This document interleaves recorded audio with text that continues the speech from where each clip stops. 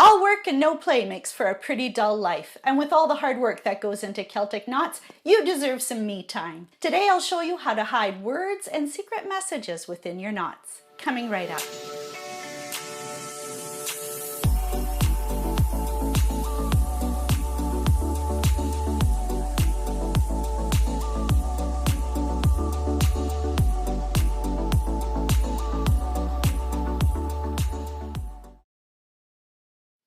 Hello everyone, I'm Carrie Buziak of Aeon Celtic Art. I'm a published author and a Celtic artist teaching modern techniques in ancient art. I've been teaching these methods for the last 25 years from my website as well as in my book Creating Celtic Knotwork by Dover Publications. Before we get started today, don't forget, hit subscribe and ring that bell so you're kept up to date on all new tutorials. We've been working a lot with the grid technique and using walls to make changes to break or alter our knot pattern. Today I'll show you how to use those walls to write words in the background of your art. This is a really fun way to make name signs for children's rooms, or if you shrink it down enough you could use it on a greeting card, for example. You can also use them to make like a Merry Christmas or a Happy Thanksgiving signs for around the home when the holidays come around. I hope you enjoy this trick. I find it a really fun way to make gift items for people as well. It's kind of a fun way to play around with our knots. You'll need the Aeon grid paper today, so I'll put the link for that below. You can just download a copy from my website, and let's get started.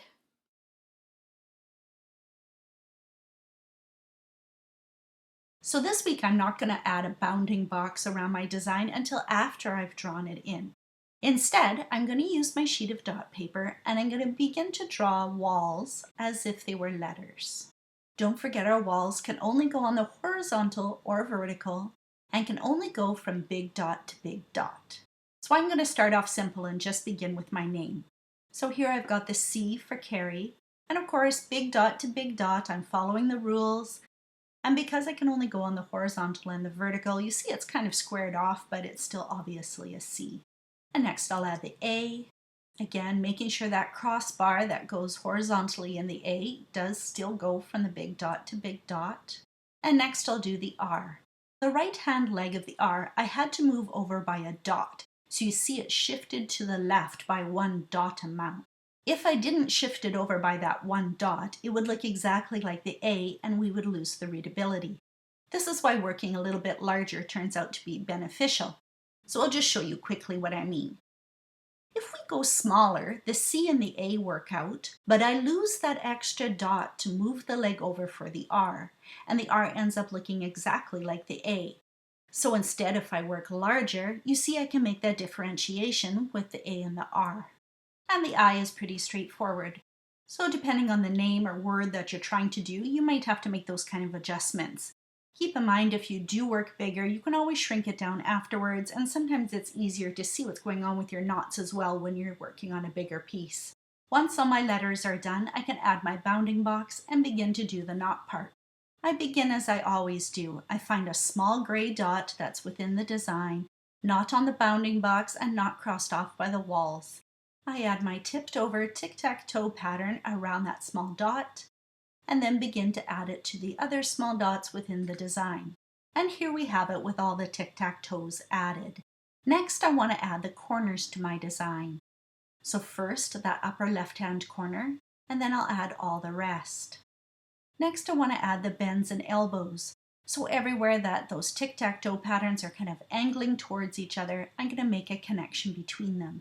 With those added, I just have the little twist inside the A and the R left to do. And with that, all my knot has been connected. Now we just have to weave the knot. I'm going to start with that little intersection above the C and erase that as going under. The arrow shows the direction that I'll be erasing in. If that was an under, then next will be an over. And still following that strand, my next will be an under and then another over.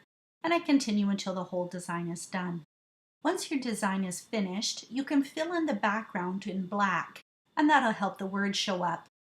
If you really want to accent the letters, when you're drawing your walls, make them very fat. And that way when you draw your knotwork lines, if you stay away from those walls, it'll force a wider gap in between the knotwork, and that'll really highlight the word portion more.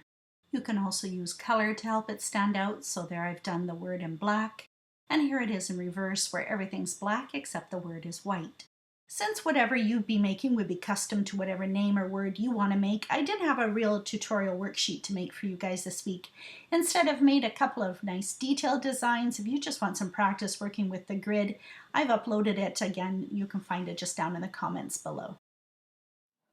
So that's how you can write words and names within the background of your knotwork. Don't forget, it's often easier to work larger than smaller, so if you have to print out multiple sheets of the dot paper and tape them together to work big enough to be comfortable. Afterwards, you can use a photocopier or a computer to shrink them down to whatever size you want. If you run into trouble, please leave a remark in the comments below and I'll try to answer as best I can. And don't forget to subscribe to my channel and ring the little bell so you're kept up to date on new tutorials when they come out. You can find these and many more techniques in my book, Creating Celtic Knotwork by Dover Publications. And if you'd like to support me or my channel, I have a Patreon account. There's lots of different tiers. You can support these for as little as $1 or $2 a month, and every little bit helps, and I really appreciate those who have already subscribed. Thank you so much, guys. It really makes a big difference knowing that other people want to keep this art form alive and are happy to join the community of it. So it really does make a difference. That's all I have for you this week, guys. Bye!